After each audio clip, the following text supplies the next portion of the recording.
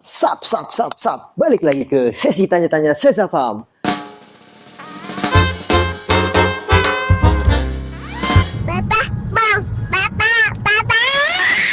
Nah, setelah 2 hari kemarin kan kita udah ngelakuin Piala Ketua MPR RI, yaitu APPSI, yang diselenggarakan di Boyolali, Pasar Celok. Nah, kali ini kita bakal masuk ke sesi tanya-tanya nih, yang pastinya kita bakal ngundang bintang tamu spesial kita. Langsung aja kita panggil. Jepit tulang bajing jepit. Nah, ini dia bintang tamu kita udah datang. Oke. 1000 penonton. 1000 penonton. Optimis. Nah, sebelumnya Apa kabar? apa kabar? Alhamdulillah baik. Baik. Kakaknya sendiri baik? Baik. Baik. Nah, kemarin kan kita udah 2 hari kemarin kita udah ngeliat tuh kontes sapi kan, Oke. yang diadakan di Pasar Jelok tuh. Nah, menurut kakak nih sendiri, gimana sih kak perjalanan kakak dari Jakarta sampai ke Boyolali nih kak? Oke. Kebetulan pengalaman pertama aku ini datang ke kota Boyolali, ya kan. Aku belum pernah, jujur aja nih, aku belum pernah ke Boyolali. Dan seru sih ya. Kotanya tuh hampir-hampir sama Semarang, Ya, Solo, Jogja, kayak gitu-gitu. Karena banyak makanan angkringan gitu. Dan yang aku kagetin tuh kayak banyak gambar sapi gitu. Iya, benar. Karena termasuk ternyata Boyolali tuh maskotnya sapi. Iya, maskotnya sapi betul. Oke, ya, seru sih, seru. Dan sebentar sih dari Jakarta ke sini. Naik pesawat cuma 1 jam. 1 jam doang. Iya. Berarti nggak ada hambatan apa-apa tuh waktu perjalanan kan? Aman sih. Nah, sebelum itu kakaknya kan waktu itu udah ngeliat tuh sapi-sapi betapa besarnya kan di sana, yang ukuran dari kecil sampai ke besar banget kan. Iya. Nah, bagaimana tuh tanggapan kakak setelah melihat sapi yang segitu gedenya tuh? Oke, karena ini pengalaman pertama aku juga, aku main sama sapi, dipanggil Seza Farm. Betul sekali. Jadi banyak banget hal-hal yang menurut aku ini suatu experience baru yang buat aku. Jadi kayak aku tahu gimana ngurus sapi, aku tahu caranya gimana ngasih makan sapi, dan sapinya jenis apa aja, terus bobotnya berapa, terus sapi itu harus makannya apa.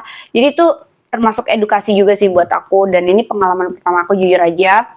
Dan sebelum aku ke Boyolali ini, aku sudah datang tuh ke peternakannya Seza Farm, ya kan, aku juga. Jadi sebelum aku ini, aku kayak telusuri dulu apa sih ini sapi gitu, karena kan setiap aku kerja aku pengen kayak mendalami dulu ya perannya sebagai pengen cari tahu dulu. Biar nanti aku tuh tahu gitu tentang sapi. Nah, itu yang paling menarik yang aku baru tahu dari Seza Farm ini gitu kan. Seza Farm ini ternyata dia tuh bener-bener kayak kasih makannya, sapi pun aja punya asisten gitu. Terus kayak makannya gak pernah sembarangan, terus juga perawatannya khusus. Makanya kenapa sehat-sehat kan, di Seza Farm tuh gemuk-gemuk, terus sehat-sehat, bersih-bersih banget, karena dimandiin sehari 2 kali, bener-bener kayak human banget, kayak manusia diperlakukannya gitu kan. Walaupun dia binatang tapi tidak dibedakan gitu ya. Kasih makannya juga untuk kebersihannya, bahkan bener-bener kayak sapi ternak gitu loh, bukan sapi yang kayak diasal-asalin gitu kan. Nah, sapi yang di luar. Iya betul. Jadi aku tuh seneng sih. Ini menurut aku ini salah satu pengalaman pertama aku, dan dapat experience baru. Nah, karena sapi juga punya perasaan, bukan manusia doang, bener gak? Betul. Bukan perempuan doang yang pengen disayang nih. Betul. Nah, sedikit saya tahu ya kak, kakak ini kan profesinya juga sebagai DJ juga kan ya? Nah, kenapa sih kak mau gitu pengen ke megang sapi gitu, pengen ikut Seza Farm gitu? Iya, betul. Jadi ini yang tadi aku bilang, ini adalah new experience aku gitu, kayak pertama kali nih aku kenal sapi gitu, dan tahu berbagai jenis sapi di Seza Farm ini.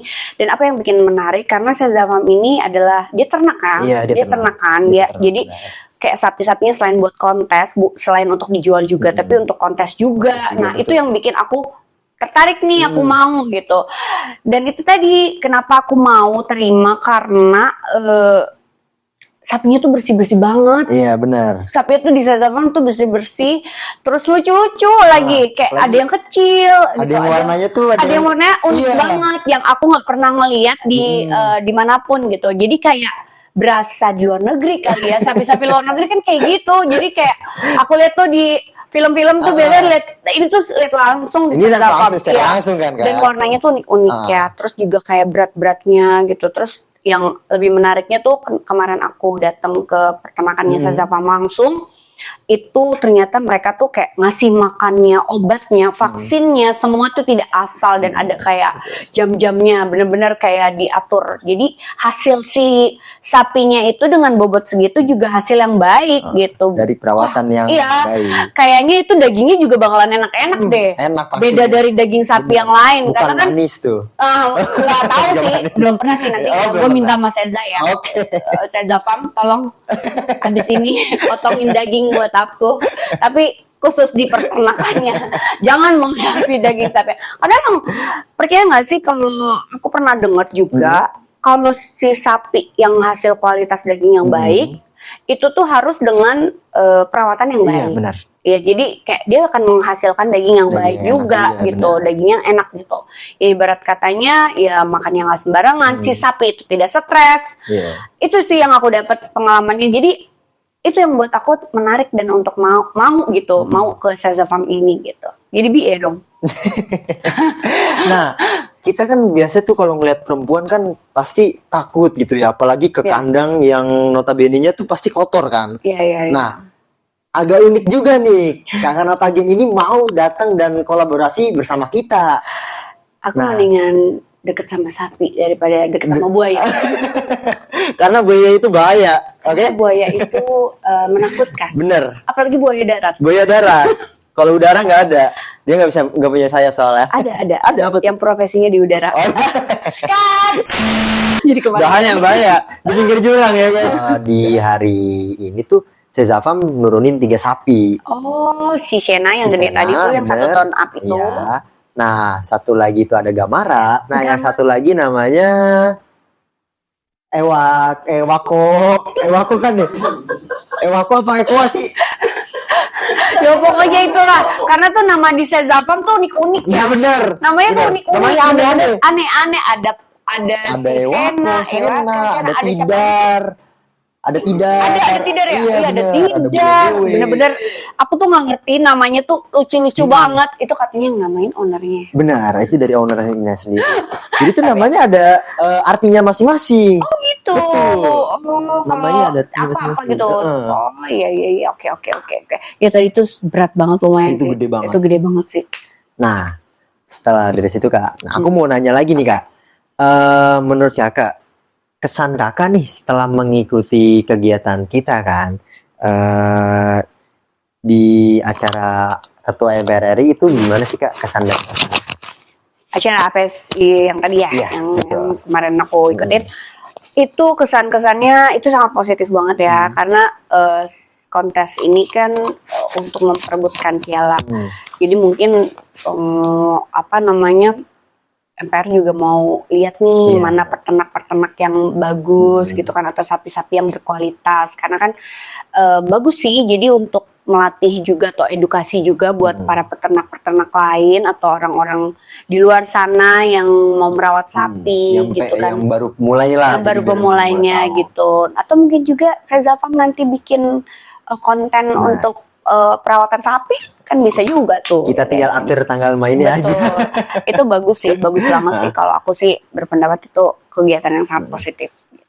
Nah pas banget kan, apalagi ketua MPR RI ini diadakannya di Kota Boyolali, yang dimana maskot dari sapi. Dari sapi. Ya, pantesan ya kotanya tuh banyak banget sapi. Banyak. Setiap aku lewat ke sana logonya sapi. Terus bahkan aku nginep di hotel ini juga sapi. Logonya sapi juga. Aku pikir kenapa sapi semua. Nah Kak, kalau misalkan tadi kan saran Kakak nih untuk KPPSI. Kalau misalkan saran Kakak untuk dari Seza Farm itu gimana? Pendapat. Iya, pendapat. Oke. Kalau menurut aku ya Seza Farm itu udah oke. Udah oke banget gitu ya. Cuman mungkin lebih di announce lagi di luar sana biar orang-orang tuh tahu bahwa ada si Seza Farm, yaitu peternakan sapi yang menurut aku sangat-sangat affordable ya buat nanti yang mau beli sapi atau misalnya mau beli buat ternak juga gitu, karena mereka banyak mungkin di luar sana yang belum tahu gitu, yang belum tahu. Nah ini harus lebih dikembangin lagi sih, kayak lebih diiklankan lagi gitu. Karena sayang banget nih, aku yang udah lihat ke kandangnya sama aku yang udah lihat langsung cara penanganannya di Seza Farm ini, sayang kalau orang-orang tuh nggak tahu kalau ada peternakan bagus gitu loh, gitu sih. Apalagi kan bentar lagi mau Lebaran Idul Adha nih. Oh iya iya, pastinya kan ya itu banyak udah tuh. dekat-dekat situ gitu aja sih. Lebih ke announce lagi, lebih ke sounding lagi di luar. Oke, siap. Mungkin kita sedikit out of topic dulu kali ya. Ini nih, mungkin kalian juga pengen tahu kan, gimana sih latar belakangnya Kakak Natagen ini, terus profesinya dia kayak gimana. Nah, kita pengen ngulik lebih dalam lagi nih. Halo, tolong kameramen kunci pintunya dulu. Oke, udah selesai podcastnya. Terima kasih semuanya. Makasih, bye. Durasi. Oh, enggak. Oke, nah, Kak Natagen, Oke. Kakak ini Kirain lu nanyanya. biasanya mau saya yang tegang ini, Bu. Nanya kirain masalah pribadi gitu ya, guys. Nah, Kakak ini umurnya berapa sih, Kak? Kalau boleh tahu? Tetot. Kayaknya di Wikipedia ada deh. Oh, ada, Di Google. Oke, udah. Lah, cari sendiri. Kalau aku di Natagen 21. Jangan cari di ChatGPT, oke? Ada kok? Ada. Oke, terus apa lanjut? Oke. Kakak ini yang saya tahu ya, yang saya baca di artikel, Kakak kan awalnya tuh suka main film juga kan? Film pendek. Iya, film pendek. Abis itu Kakak juga suka dari awal, kalau nggak salah kalau itu suka nari balet ya, Kak? Kalau boleh tahu. Penari ya? Ini dapat informasi dari mana ya? Ini dapat informasi dari mana? Tolong, hei! Tolong! Ini emang sengaja ada. Kok gue balet? Dia tuh gue balet di mana?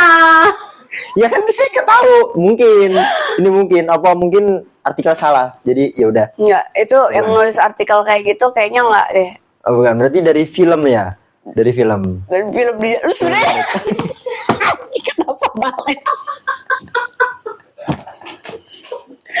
Aduh ya ampun, jangan sampai nih editor gua ngomong kasar terus dia lama gitu. Biar banyak kerjaan ya? Oh, biar banyak Iya, kerjaan. biar banyak kerjaan ya, benar. Enggak guys, aku tuh gak pernah nari balet. Kan lucu tahu nari balet tuh. Enggak gitu Serius. konsepnya. Dulu Oh, aku iya. pernah diikutin di model, tapi karena tinggi aku nggak sampai, jadi aku nggak di model itu, cuma model foto gitu. Tapi bukan model majalah dewasa ya, model bukan. foto. Model foto. Model foto. Ini biasanya nih Ingat. yang kayak gini-gini nih. Nggak boleh. Nah, nggak boleh, itu nggak boleh. Jadi terus akhirnya lama-lama ke DJ. Oh, ke DJ tuh. Terus kayak syuting-syuting juga sebenarnya aku nggak terlalu Mendalami banget intens, lah ya. mendalami banget karena aku lebih suka ke musik sih gitu. Jadinya DJ deh. DJ tuh. Lebih gede juga. Nah, Gitu. Nggak balet ya? oh bukan balet ya. Enggak, tenang aja, baletnya ada nggak? Tolong banget nih. Ada yang bilang Natagen balet nih ya. Lucu kali ya. Ini isu baru nih, isu baru berarti nih. Kalau misalnya ada yang bilang, oh Natagen pernah nari balet. Bukan dari saya, oke? Bukan dari saya. Agak bingung ya. Nyari fotonya di mana gitu. Gue pakai balet lucu banget kali. Nah, Oke. Kakak, di DJ ini kan berarti pastinya ya, itu mulai malam nih kan? Iya. Nah, itu tuh gimana sih Kak, berada di area yang gelap kan, otomatis kan gelap ya?